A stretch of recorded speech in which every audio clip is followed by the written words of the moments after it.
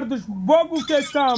تاقا اگر خورده باشم بیا والله قسم حاضی ایسون کم ببرم مسوممتم من نکردم این کارا بیا میگم اوکی ویدیو برآمده اونجا بلا ویدیو برآمده بیا میگم تاقا بشینیم من مسئله را ببینیم با خاطر الله میگم بیا ببینیم من مسئله را تاقا کارای کارگری گذشته است میگم تاقا او پرستمار استرامان من در راه خورده میخیرم میرم بیا میگم هم مسئله را ببینیم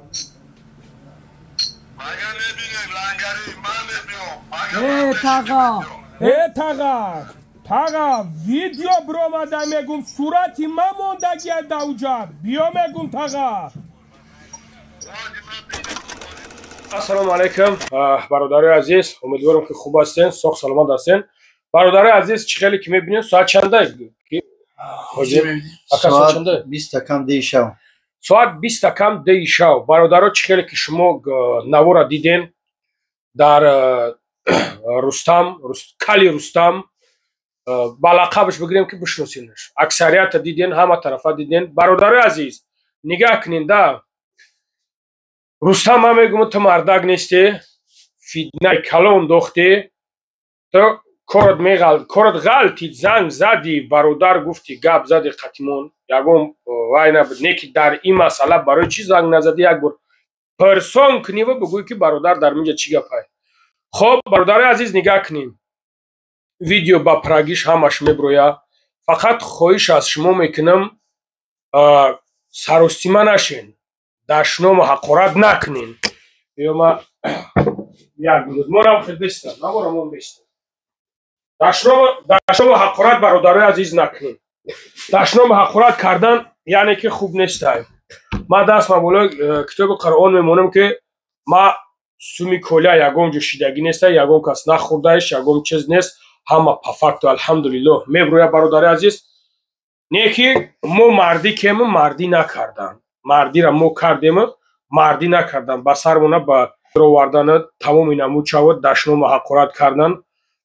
تمام گهیزیوتی را خوردن برای هم برادر عزیز اینا کتاب قرآن اگر مسلمان باشین باورمون میکنین اکای بابا جان خورده مون دوستمون بسم الله الرحمن الرحیم این دودار شای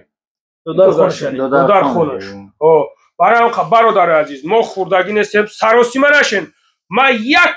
تا همین نورو را میبرم شما تماشا میکنین کیف میکنین بعد میگین که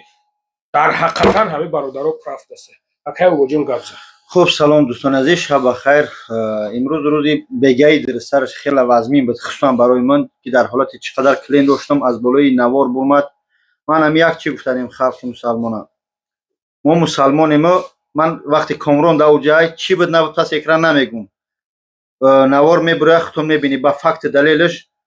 همه که میگم خداوند آزادش کنه در حقش دعا کنه دیگه گپ زیادی گفتن نیستم اما بچه‌ای که نوار کردی چیم داشت رستم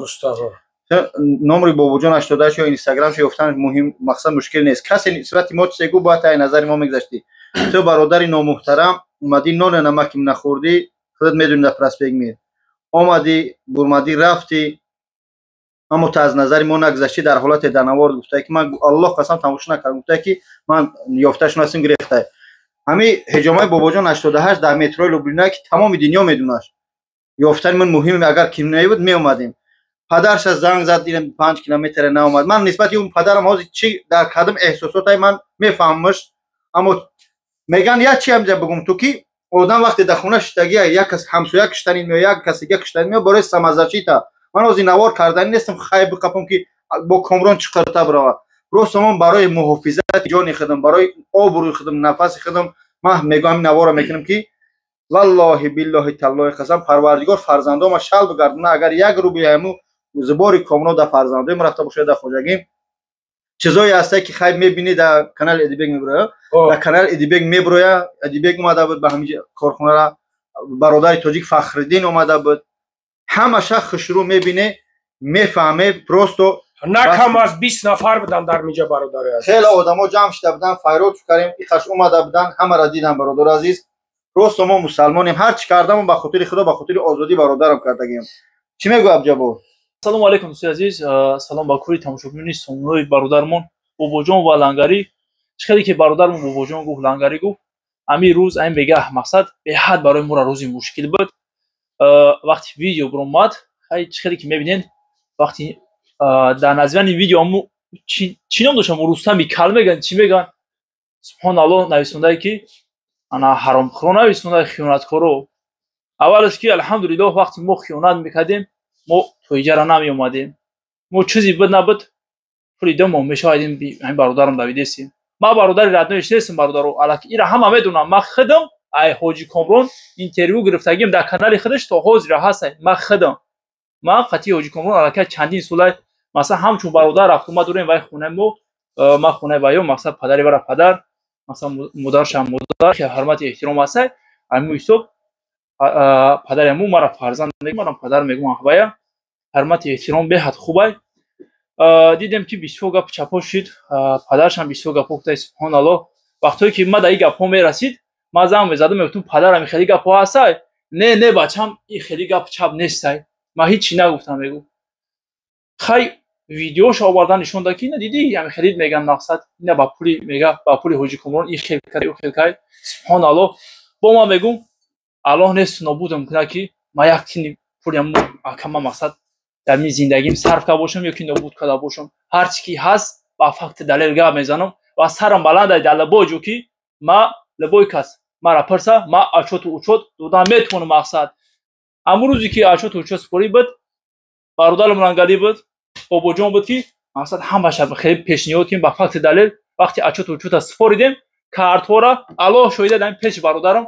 шиштум и ака гуфт ки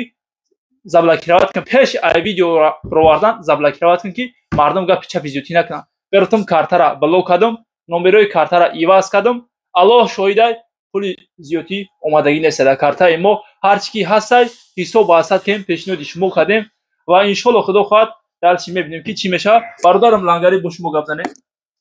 мигӯянд хайпажоро хайп нақафе аз худо битарсе и бародар гарчанде дар дарин ман намедонам ҳоли чӣ дора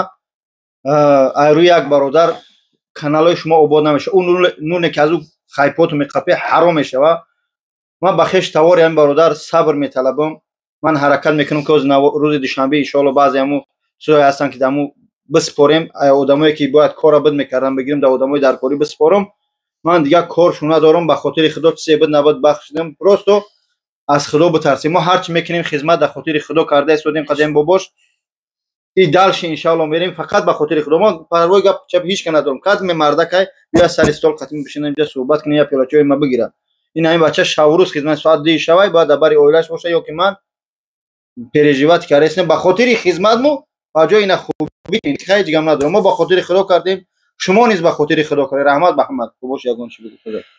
барои он қабр бародарои азиз дар шумо ҳақоратҳои ганда мекунем ҳамин хартон мегӯм ки аз худо битарсем чизеро ки намедонем чизеро ки надидаем ба чишмтон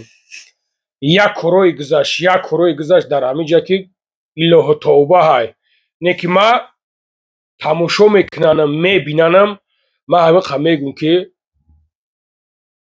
ба худо қасам кола одамгариш дар сатҳи пасти паст будастай бародарам мумкина гапза нигоҳ кунед дӯстои азиз ҳамҷода ҳамроҳи ами Рустам Ашуров кали ҳаромхати як бародари гап буд ки ана некрӯзон дорам ман ак мегӯм богӯш вай конкретно номардай агар ки вай некрӯз номерои мара дошт вай метавонист мара занг зана ки чӣ гап рафтесай мара падаршанем мара занг мезад ки чӣ гап рафтесем хеле падараш мега ҳақиқат дора вай бародар қатъи мо намахир буд занг мезад ай пеши ман мегузашт ё ки номерои Лангари дар ҳама ҳаста ё ки адреси Бобоҷона ҳама медона Рустам Ашуров қатъи шиштагием дар ҳиҷомаи Бобоҷон валлоҳу алам қатъи Бобоҷон акай колия ҳама каса шиштагием мақсад нон намак хӯрдагем е ки ман ҳайронам ки вай чӣ ба ин кора кард барои хайп кард барои чӣ кард ки ӯ и аблаҳ ҳеҷ ка тамошо намекунад аллакай чанд қашид ай аудиторияи тоҷик пули 2 солаем хеле дурай и ба ҳамин восита мехоҳад ки ака бохча вай чирои ғайбатам наменам ҳамин чорт мебурад ба ҳам хотир аллоҳ хор кунад тра бадбахт не ол баъди ин навор як чорт мебурой барое ки ҳақиқата намедунӣ аз назар мо нагузашта телефон накарда ол да ини бобо дибег мебуроя ҳамаша мебинӣ خداوند همه ما را برای راست هدایت نبوش. خدا نگهبانتون باشه برادر عزیز. باور کنین گارن زیق شیدم دا هر یک اوداری که از طرف دوست میویا از طرف برادرش خودم میویا باور کنین دیگه نمیدونم چیکار کنم دا نمیدونم چیکار کنم. که ما از شما امانت میپرسم شما اگر همچون برادر بشمورین ما اینا با گفتستم که برادر شما حرام خور میگین مرا خطا میکنین در حیات خطا میکنین ما نکردم این کارا انشاءالله گفتگیم خدمت میکنم در خلقم توکای را هستم الحمدلله که خدمت میکنین بیاین خدمت نمیکنین سنگ نپرتون مونین در خدمت کنیم. این دستورات ماندگی به مقصد قسم به قرآن است فقط قسم به الله میشود اما به حرمت الله میشود این شما خطون میفهمید سخنهای خداوند برادر الحمدلله همه ما را برای راست در آخر گفتنیم که با برادرمون مثلا حاجی کامران صبر جمیل آزادی خواهان ما یگون در برقصی بعدی اوان یگون کار کردگی نیستم دو ماهای فقط میخوام که برادرم بزرگ شوم مقصد برای در پای زندگی پای فرزندو شوم